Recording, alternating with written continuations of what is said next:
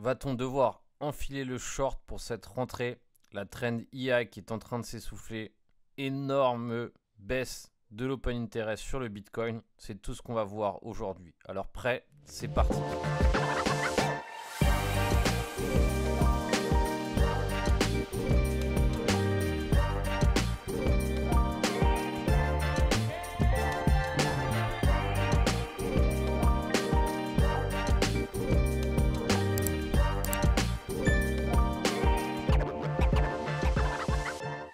Bonjour à tous l'équipe, bienvenue sur votre brief hebdomadaire.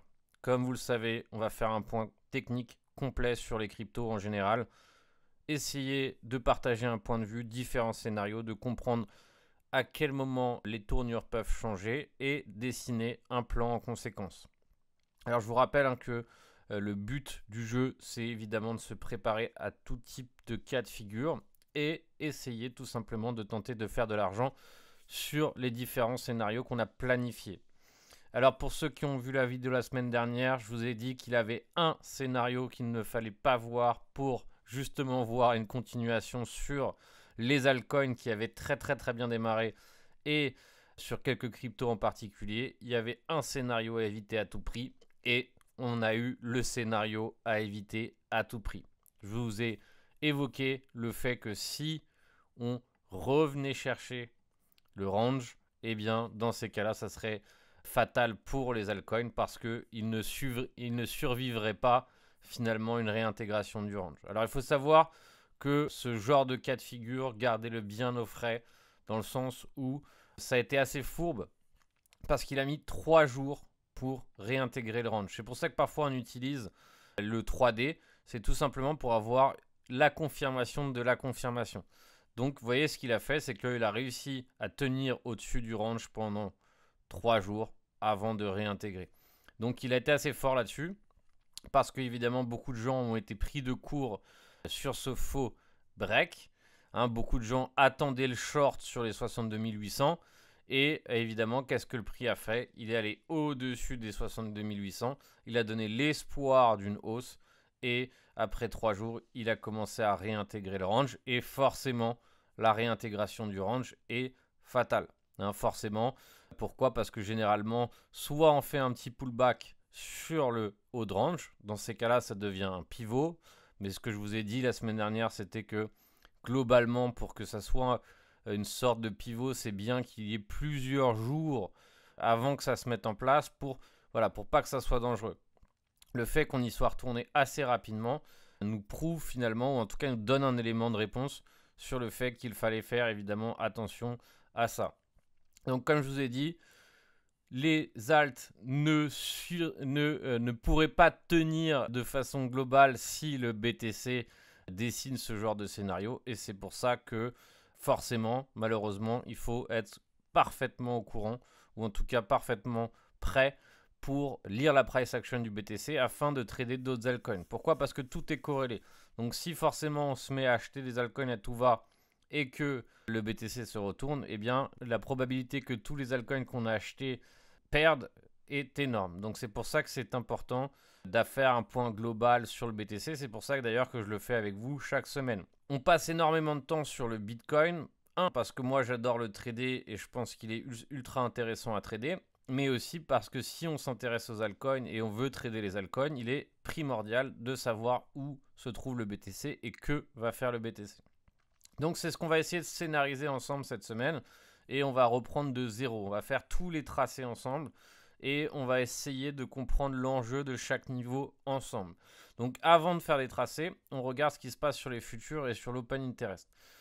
Sur l'open interest, on peut voir qu'on a liquidé presque 3 milliards et demi d'open interest depuis le plus haut, ce qui est pas mal, un petit peu moins de 3 milliards, pardonnez-moi, 2 milliards 700, ce qui est une baisse, on va dire, significative.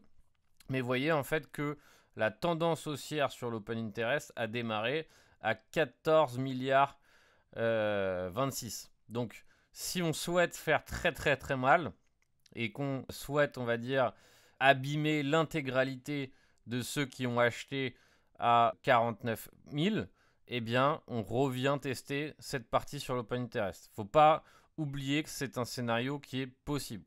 Je vous rappelle, la semaine dernière, je vous ai évoqué tous les scénarios. Mon scénario préféré, c'était celui de la hausse. Malheureusement, je vous ai aussi évoqué le scénario qui allait contrer mon scénario haussier. Et donc, c'est très important de le savoir. Et la question, c'est de savoir si, si réellement on revient chercher les 49K, voire plus, est-ce que vous êtes prêt? Est-ce que vous êtes prêt sur votre portefeuille? Est-ce que vous êtes prêt sur vos positions? Qu'est-ce qui vous arriverait si, tout simplement, on revenait sur ce niveau? C'est pour ça, par exemple, que j'ai une superbe formation hedging qui a servi à énormément de gens. Et beaucoup de gens m'ont d'ailleurs remercié infiniment en me disant, voilà, sans ta formation hedging, j'aurais perdu énormément d'argent.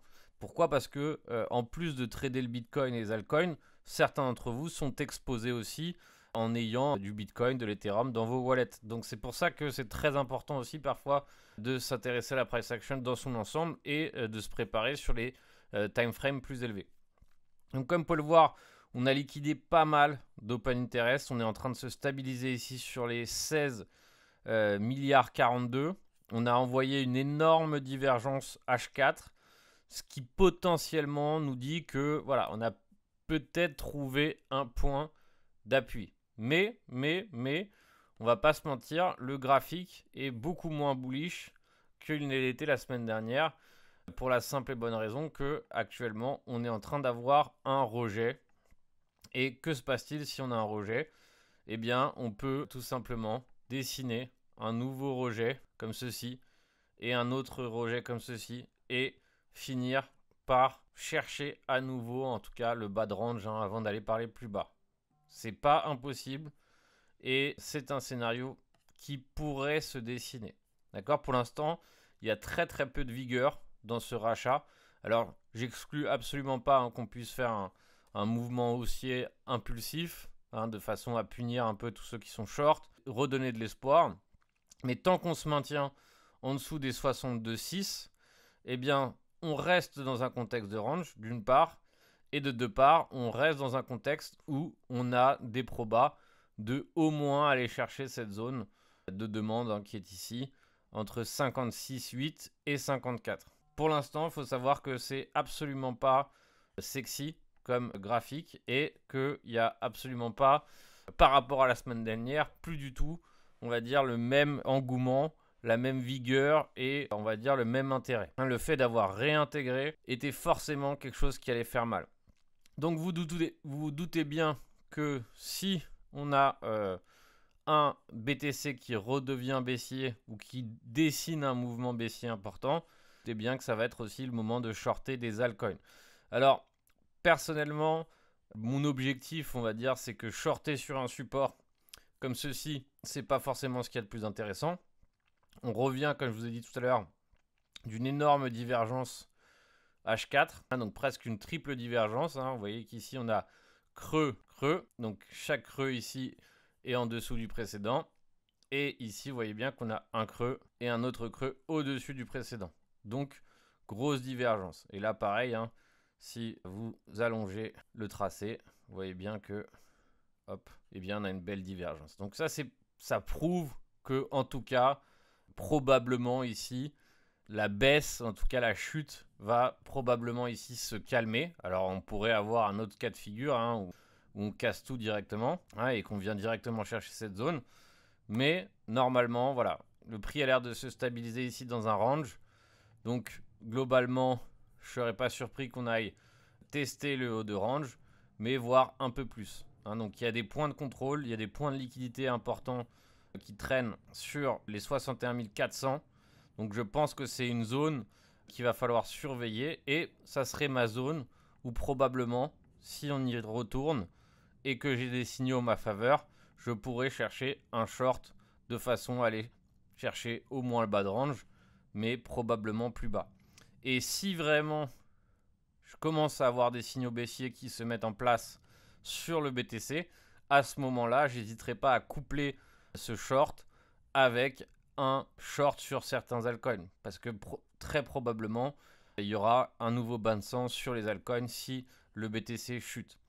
Alors, comme tout scénario, la semaine dernière j'étais haussier, j'avais un scénario haussier, mais je me préparais ou en tout cas j'avais une invalidation. Je savais que si on allait tourner sur un certain niveau, eh bien forcément ça allait ne pas fonctionner. Donc là c'est pareil. À quel moment ici je peux redevenir haussier ou j'ai des probas qu'on redevienne haussier de façon intéressante? Eh bien c'est très simple. Si le prix décide de réintégrer la zone des 62 600 de façon vigoureuse, qu'on se tient au-dessus et qu'on reste au-dessus des 62 600, et bien là, dans ces cas-là, pas de souci. Le Bitcoin nous prouve qu'il y a de la force, nous prouve que le prix veut continuer à hausser, et dans ces cas-là, très bien. Et on pourra peut-être finir par aller chercher à nouveau les 70 qui nous attendaient, les 66 qui nous attendaient, etc. D'accord? Mais étape par étape. Pour l'instant, on est sur un bas de range, donc le micro range qu'il avait dessiné ici pendant quelques semaines. On est revenu sur cette borne basse. On a plusieurs pics ici, plusieurs mèches qui nous montrent qu'il y a, on va dire, de l'intérêt acheteur sur cette zone. On a la divergence. On pourrait refaire, on va dire, une mèche baissière, mais globalement, c'est pas trop ce qu'on peut voir. On a déjà eu la prise de liquidité 2 fois. Donc la troisième, ça pourrait être, on va dire, un mouvement beaucoup plus violent. Sur ce bas de range, on a déjà eu tout ce qu'il fallait avoir. Donc maintenant, ce qui va être important et intéressant, c'est de voir le comportement du prix et de voir ici si on casse ce range par le haut, voir ce qui va se passer. D'accord? Voir s'il y a vraiment des acheteurs, des vendeurs, etc. Donc vous voyez que là, en quadrillant le Bitcoin, en préparant son Bitcoin, on sait à peu près ce qui peut se passer sur le reste. Là, pour l'instant, que le BTC range et hausse un petit peu, il y a une petite brèche qui s'ouvre à nouveau peut-être pour les achats sur Altcoin. Mais n'oubliez pas que dès qu'il va flancher, la brèche qui va s'ouvrir sur le marché des altcoins va se refermer immédiatement et ça sera le short à tout prix qu'il faudra lancer. Alors, pour la rentrée, j'ai ouvert le salon des affiliés Bluefin, donc BitGet, Zoomet affiliés, c'est pareil. Si vous êtes affilié sur Zoomex ou sur BitGet, vous nous le faites savoir. Vous ouvrez un ticket sur le Discord et on pourra vous rentrer dans ces channels qui sont réservés à poster des idées de trading, des plans de trading. Donc, ça peut vous permettre tout simplement de chercher de l'inspiration quand vous en avez et d'avoir des plans clés en main. Donc le lien Bluefin est dans la description et en commentaire piné, il y a un paquet de bonus à saisir sur cette plateforme de Futur. Dès que vous avez fait un dépôt sur votre compte Futur, vous nous écrivez sur Discord, sur le Discord gratuit, c'est aussi en lien dans la description. Et vous nous partagez votre UID et on vous rentrera dans ces channels affiliés si vous souhaitez avoir des idées de trading. Donc pareil, tous les plans qui sont pris ici sont pris avec un risque management strict. Il n'y a pas de plan qui peut fonctionner si on n'a pas un risque management strict. Donc très important d'avoir votre risque management si vous suivez des plans de trading. Donc voilà, le lien est dans la description. N'hésitez pas à l'utiliser, vous avez moins 10% sur vos frais. C'est une plateforme qui n'a pas encore sur liste noire, donc on a probablement, on va dire, un peu de temps pour l'utiliser convenablement sans se soucier finalement qu'elle soit potentiellement interdite aux Français. C'est parfait, ultra propre, liquide, tout ce qu'il faut pour trader convenablement. Donc Bluefin, le lien est dans la description. Alors maintenant, on va parler des altcoins. Alors les altcoins qui ont été ultra intéressants la semaine dernière le deviennent beaucoup moins. Donc, je vais parler rapidement de la trend AI avec quelques majeurs sur la trend AI. Et ensuite, on parlera de d'autres altcoins qui ont relativement bien performé la semaine dernière et qui sont complètement en train de se ramasser cette semaine. Et je doute qu'ils soient prêts pour une reprise ferme pour l'instant. Donc d'abord la trend AI. Alors on a eu le fait qui a cartonné la semaine dernière. C'était d'ailleurs un plan que j'avais partagé dans mon live express. On l'a acheté sur le range, j'en avais parlé, je vous ai dit voilà, c'est un coin qui a l'air relativement intéressant et relativement prêt pour hausser. Il a littéralement explosé à la sortie du range, 50%. Et là maintenant, il commence à plus être aussi intéressant qu'il ne l'était. Alors, c'est encore un pullback à l'intérieur d'une trend haussière. Donc, généralement, on va dire les pullbacks provient d'un mouvement haussier, voilà, la première correction est une correction intéressante à acheter. Hein. D'ailleurs, ici, il est passé de 1,02 à 1,16 sur son max. Donc, ça reste, on va dire, un achat convenable. Mais pour l'instant, il a l'air de se rétracter et il a plus trop l'air de vouloir continuer à hausser. Alors, c'est encore un peu tôt pour le dire, mais voilà. Maintenant, je pense que la référence, elle est à peu près ici. Et tant qu'on est sous les 1,35, peu de chances que le coin se réveille. Alors encore une fois, je vous ai dit, c'est un peu tôt pour le dire, mais on va voir comment le confirmer sur des UT plus courtes. En H4, qu'est-ce qu'on est en train de voir? En H4, on est en train de voir maintenant des sommets, des creux de plus en plus bas. D'accord? Il n'y a plus cette dynamique haussière qui était installée. Maintenant, on a une dynamique baissière. Si on regarde, creux, sommet, creux, sommet, on peut choisir ce creux, sommet, creux en dessous du précédent, sommet équivalent. Alors, meilleur des cas de figure, on a un creux, un W qui se dessine, beaucoup de vigueur, et on reprend les hauts. Et là, dans ces cas-là, oui, on ira chercher de la liquidité plus haut.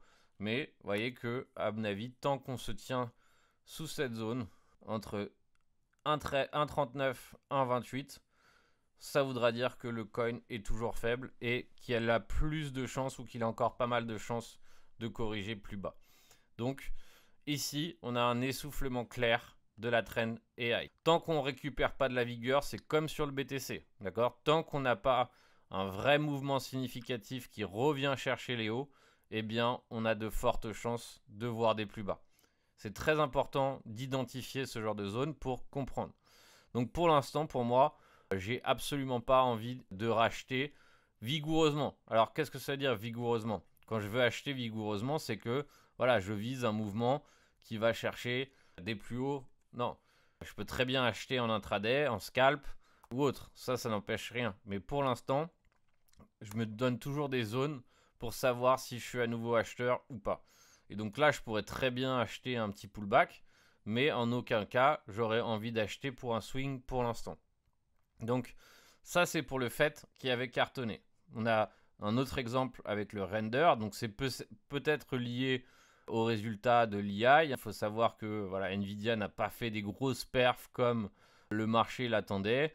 Donc on va dire que probablement, on va dire cette hausse qu'on a connue sur ces coins ces derniers jours était liée peut-être à de la pré-spéculation sur les coins IA, enfin sur l'IA en général. Et sachant qu'on n'a pas eu ce qu'on voulait, maintenant c'est un sell the news, c'est-à-dire que maintenant, bah voilà, c'est fini, la trend s'efface. Donc pour l'instant c'est pareil. Quand vous voyez ce mouvement ici, est-ce que vous voyez un pullback rigoureux? On voit une envie de racheter le coin sévèrement? Pour l'instant, absolument pas. Donc on a une belle bougie hier en marteau. On est venu chercher les 4,50. De 4,50 on est passé à 4,30. Donc ça montre une mini capitulation. Mais ça reste encore très très très mou pour un coin. Ou en tout cas ça reste encore très peu significatif comme hausse pour un coin qui devrait susciter de l'intérêt. D'accord? Pour l'instant, ça veut dire qu'il n'y a que peu d'intérêt. Donc pareil ici pour ce coin, je serais absolument pas très fan de racheter vigoureusement, sauf si pareil, hein, on a un vrai mouvement qui commence à se dessiner, creux, sommet, creux, W, et on récupère un petit peu de vigueur. Là, dans ces cas-là, oui, pourquoi pas. Évidemment, ça dépendra de ce que nous dessine le BTC. C'est toujours lui qui décide. Et en fonction de ça, évidemment, pourquoi pas. Mais là, vous voyez que racheter ici, on achète un support. Donc on achète une résistance devenue support. Mais voilà, on n'achète pas avec beaucoup de vigueur. On n'achète pas avec beaucoup de confirmation en notre faveur. Donc qu'est-ce qui peut se passer? C'est qu'on achèterait peut-être un faux rebond. Et donc dans ces cas-là, on risque de voir le coin qui descend bien plus bas. Donc c'est pour ça que ça ne m'intéresse pas trop pour l'instant. Et il ne fait pas partie des coins que je vais racheter tout de suite en pullback. Ou d'ailleurs maintenant, je privilégie plutôt des positionnements short sur des niveaux intéressants. Matic, qui nous a montré énormément de force et qui nous a montré un mouvement de dingue, est en train de rendre la quasi-totalité de son mouvement. Alors là, oui, il commence peut-être à dessiner, on va dire, voilà, une petite structure qui peut redevenir haussière, mais je mise pas forcément hein, sur un retour violent, d'accord, pour l'instant. Mais là, vous voyez que ça, c'est intéressant comme pattern où on voit, voilà, chaque creux est racheté, on a un pullback, racheté et on remonte. Donc là, ça commence à devenir intéressant parce qu'on dessine bientôt un WH4. Dans ces cas-là, ça sera toujours intéressant parce qu'on est toujours sur un pullback haussier. Donc on revient d'une trend haussière et là, c'est un pullback de cette trend haussière. Donc généralement, voilà, le premier rachat est intéressant. Et possiblement ici, il est corrigé assez pour qu'on puisse y trouver un intérêt, d'accord? Mais ça reste, on va dire, ça reste encore un petit peu mou. Donc il faut encore se méfier. Vous voyez qu'on n'a même pas encore de divergence ici sur le coin. Donc laissez peut-être une dernière divergence. En tout cas, laissez quoi qu'il arrive un WH4 se dessiner. C'est le minimum de prérequis pour pouvoir peut-être racheter le coin. Mais racheter le coin dans quelle optique? Donc racheter le coin pour aller chercher peut-être ce niveau, peut-être ce niveau, mais pas forcément pour aller chercher un plus haut.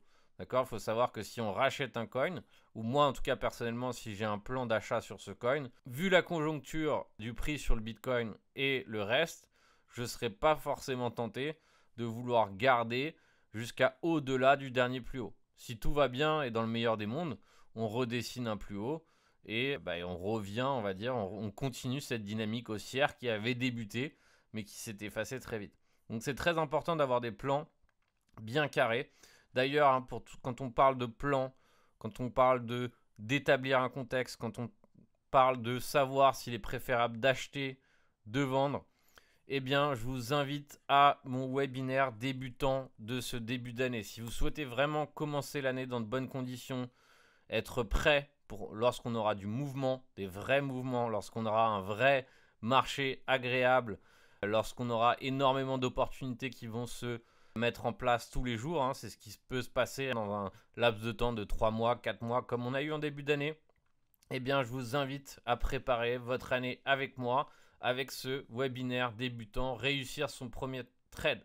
Donc l'avantage lorsque vous assistez au webinaire en live, c'est que vous pouvez poser vos questions, vous serez directement mis dans un groupe aussi pour que lorsque le webinaire est terminé, vous pouvez continuer de poser vos questions. Bref, je pense que c'est la meilleure façon de commencer son année. On commence toujours l'année avec un webinaire débutant afin de permettre à un maximum de gens d'intégrer et de se préparer pour la rentrée. Le lien est dans la description. N'hésitez pas, évidemment, si vous avez des questions, à les poser en commentaire. Et on va terminer par un dernier coin qui semblait intéressant il y a quelques jours et qui maintenant semble vouloir un petit peu se rétracter. Alors, c'est le Pendle. Donc, le Pendle hein, qui est un coin qui est vraiment intéressant. Pourquoi? Parce que lorsqu'il trend, il envoie des trends de malade. En tout cas, c'est ce qu'il a fait dans le passé. Et à chaque fois qu'il a commencé à trend, il n'a pas laissé beaucoup de place et il a littéralement explosé à chaque fois. Donc, actuellement, il a l'air de vouloir trend, mais il n'y arrive pas encore. Donc, c'est ce qu'on va essayer de pricer ensemble, hein, essayer de comprendre un petit peu à quel moment ça devient intéressant. Mais vous voyez qu'ici, il dessine un petit range très très serré et de plus en plus serré, mais qu'il n'arrive pas à s'affranchir ici des 3,55. Donc c'est très simple. Pour comprendre si le pendule va recommencer à trend ou pas, eh bien il faut qu'on s'affranchisse des 3,57 en clôture. Donc si vraiment ici on a un petit break des 3,50, dans ces cas-là, on pourra surveiller pour une continuation. Et la continuation, elle peut se faire jusqu'à 4,15, 4,79 et 6 $. D'accord? Ça, c'est toutes les prochaines zones que le prix pourrait cibler. Donc, ultra important de le surveiller de près. Pour l'instant, il y a un range à jouer, hein, pour ceux qui aiment bien trader les ranges. Et de la même façon, ici, si on perd en clôture les 13,18, non, les 3 $, si on perd en clôture les 3 $, eh bien dans ces cas-là, c'est pareil. Plus trop d'espoir pour le coin. Donc si on regarde en H4, on a un shop ultra chargé en H4. Vous voyez que à chaque fois que le shop a été chargé, il nous a fait plutôt un faux départ. Mais là, vous voyez qu'on se rétracte de plus en plus. Hein. On est passé sur un range encore plus petit. Donc actuellement, on est pile poil sur la borne du milieu de range. Donc un vrai franchissement franc de la borne du milieu pourrait être intéressante pour en tout cas viser les 3,51 d'abord, les 3,58. Et pareil ici, si on commence à chuter en dessous de la borne basse, il y a de fortes chances qu'on se retrouve sur le bas de range. Mais en tout cas, à surveiller de très près pour une potentielle cassure par le haut ou par le bas. Pourquoi? Parce que ça sera explosif. Donc évidemment, ça va dépendre de la tournure sur le Bitcoin, ça va dépendre de ce qui va se passer sur le reste du marché. Voilà, on a un marché indécis, on a un marché capricieux, on a un marché qui ne veut pas vraiment nous donner de direction. Et donc dans ce genre de moment, vaut mieux faire relativement attention et se préparer à tout type de cas de figure. N'hésitez pas, si vous avez un coin à analyser, si vous avez des questions, vous les posez en commentaire. Je n'hésiterai pas à y répondre pour la prochaine vidéo. En attendant, on se retrouve très bientôt. Ciao ciao l'équipe, faites attention à vous.